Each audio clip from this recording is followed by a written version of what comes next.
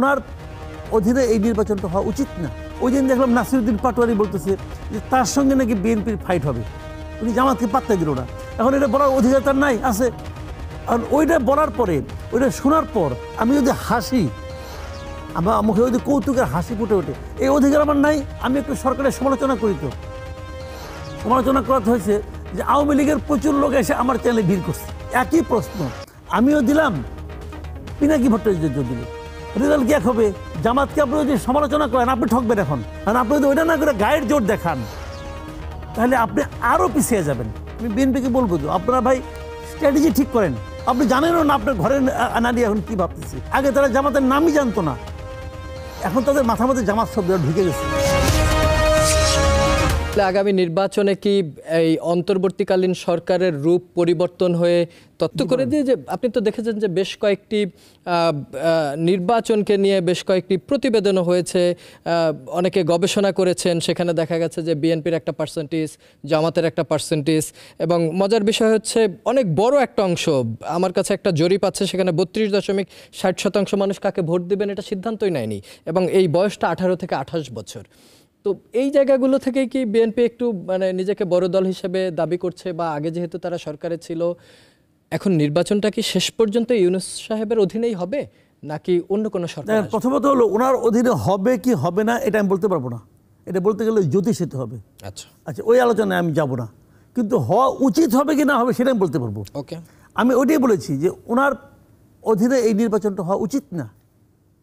এই নির্বাচনটা তাহলে সারা দুনিয়ার কাছে আমি মনে করি ওনার এখন পর্যন্ত যে পক্ষপাতমূলক যে আচরণ, সেই আচরণটাই প্রমাণ করে উনি একটা পক্ষপাতহীন নির্বাচন করতে পারবেন না, এটা হলো ক্লিয়ার।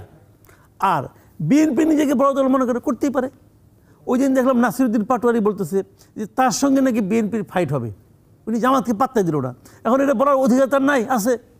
কারণ ওইটা বলার পরে, ওইটা শোনার পর আমি যদি হাসি, আমার মুখে যদি কৌতুকের হাসি ফুটে ওঠে, এই অধিকার আমার নাই, এটাও আমার আছে।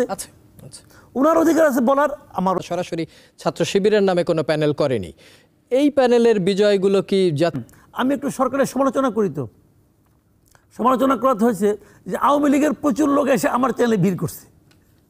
হ্যাঁ, অনেকে বলে যে আপনি তো আওয়ামী লীগের মুখপাত্র হয়ে গেছেন। এখন আমার কথা হলো কি ভাই, আমার চ্যানেলে যদি কেউ ভিড় করে সেটাও জরিপ যদি আমি একটা দেই, দেখা যায় ওই জরিপটা অনেকটা আওয়ামী লীগের ইন্টারেস্ট সঙ্গে মিলে যায় কিছুটা।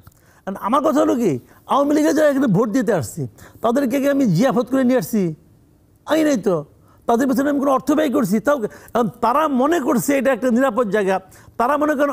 আমি একটা কথা বলি, আপনি আগেও বলেছি যে আমি সবসময় এন্টি এস্টাবলিশমেন্ট, এবং সবসময় আমি কিন্তু জনগণের পক্ষে। জনগণের পক্ষে মানে কি, আমি মনে করি সবসময় আমি অত্যাচারিতের পক্ষে, নিপীড়িত যারা তাদের পক্ষে আমি কথা বলি সবসময়, এটা আমার একটা অভ্যাস। এখন আওয়ামী লীগ মনে করতেছে তারা অত্যাচারিত, তারা নিপীড়িত, এটা তারা মনে করে, এবং এই সময়ে একটা মাত্র লোক তার পক্ষে কথা বলে, এটা তারা যদি মনে করে তাহলে তারা আমার এখানে আসে। এখন এরকম তো বিদেশ থেকে আরও অনেকেই করে, নবনীতা চৌধুরী করে, মাসুদা ভাট্টি করে, তারপরে আপনার একজন নিজুম মজুমদার আছে, ওরাও করে। তো ওদের এখানে দেখবেন ভিড় বাড়তেছে। এখন এটা তো ভাই আমার কিছু করার নাই। আবার আগের আমলে কী হয়েছে, আওয়ামী লীগ আমলে বিএনপির মনে করতে আমি বিএনপির পক্ষে কথা বলতেছি, জামাত মনে করতে তাদের পক্ষে কথা বলতেছি, হতো। এখনও সময় মনে করেন এখানে কিছু করার নাই। সমস্যাটা কী হয় বলে, জরিপ যেটা হয়, জরিপটা কে করতেছে, কোন প্ল্যাটফর্ম থেকে হচ্ছে তার উপর নির্ভর করে। একই প্রশ্ন আমিও দিলাম, পিনাকি ভট্টাচার্য দিল, রেজাল্ট কি এক হবে? না, এক তো হবে না। তো এই জিনিসটা আপনাকে কিন্তু মাথায় রাখতে হবে। কাজে জরিপ যখন আপনাকে দেখবেন তখন আপনাকে মাথায় রাখতে হবে জরিপটা কোন প্ল্যাটফর্মে হয়েছে, সেটার উপর ডিপেন্ড করে আপনাকে ধারণা পেতে পারেন। তবে আপনি যে কথাটা মূলত বলছিলেন ওই প্রসঙ্গে আসি, সেটা হলো জামাতের অবস্থা কী দাঁড়াবে। শিক্ষা প্রতিষ্ঠানগুলো জামাতের যে ভূমিধস জয়, আমি এটাকে ভূমিধস জয় বলবো, এই জয়ের পেছনে তাদের পরিশ্রমটা কাজ করছে, তাদের স্ট্র্যাটেজিটা কাজ করেছে, তাদের যে কৌশলটা কাজ করছে, এবং এই কৌশলটা থেকে অন্যদের শিক্ষা নেওয়ার ব্যাপার আছে।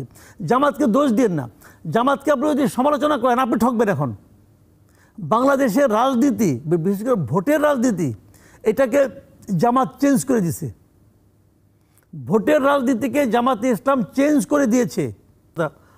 কেউ কখনো ভাবছে যে মেয়েদের হলে জামাত জিতবে? তো বিএনপি তো জামাত জিততেছে এবং ভোটের পার্সেন্টেজ এত হবে এটা কেউ চিন্তা ভাবছে, এবং ওখানে কি কোনো জোর জবরদস্তি হয়েছে? হয় নাই তো। আমাকে একজন প্রশ্ন করছিল, আমি যেদিন রাজশাহী ইউনিভার্সিটিতে ভোট হলো তারপরে দিন ওখানে আমি গিয়েছিলাম, আমাকে জিজ্ঞাসা করছে ওনারা কেন জিতলো। আমাকে ছাত্র তাদেরকে ভোট দিয়েছে তাই জিতছে, ভোট না দিলে তো আর জিততো না। এখানে তো আর আসমানি উপায়ে এসে কেউ ভোট দেয় নাই। তো জামাত একটা সচেতন ছেলে মেয়ের কাছ থেকে জামাতকে ভোট দেওয়ানোর জন্য জামাত তাকে মোটিভেট করতে পেরেছে। আপনি ওই কাজটা করেন, কারণ আপনি যদি ওইটা না করে গায়ের জোর দেখান তাহলে আপনি আরও পিছিয়ে যাবেন। এই একই জিনিস সারা দেশেও চলছে।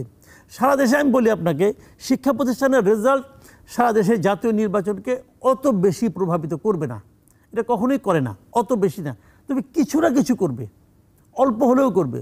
আমি বিএনপি যারা ইলেকশন করতেছেন, আমি বিএনপিকে বলবো তো আপনারা ভাই স্ট্র্যাটেজি ঠিক করেন, আগে স্ট্র্যাটেজি ঠিক করেন যে আপনারা কীভাবে মোকাবেলা করবেন এই বিএসটাকে, মানুষকে কীভাবে মোটিভেট করবেন। জামাতের লোকজন আরও আজকের থেকে আরও কয়েক মাস আগের থেকে তারা মাঠে নেমে গেছে, মানুষের কাছে যাচ্ছে, বিশেষ করে নারীদের মধ্যে তাদের অবস্থান এখন মানে আপনি চিন্তা করতে পারবেন না কী পরিমাণ ভালো হয়ে গেছে নারীদের মধ্যে। আপনি জানেনও না আপনার ঘরের নারী এখন কী ভাবতেছে। যাই দেখেন, আলাপ করে দেখেন, আপনার মাকে জিজ্ঞেস করে দেখেন, আপনি চাচিকে জিজ্ঞেস করে দেখেন, আগে তারা জামাতের নামই জানতো না, এখন তাদের মাথার মধ্যে জামাত শব্দটা ঢুকে গেছে। এখন এই জিনিসটাকে আপনি যদি ফাইট করতে চান তাহলে এটা তো কিছু না কিছু ফল আসবে আগামী নির্বাচনে। আমি মনে করি আগামী নির্বাচনে এইটার কিছু ফল পড়বে, কিন্তু এটা এমন হবে না যে এটাই জয় পরাজয়কে নির্ধারণ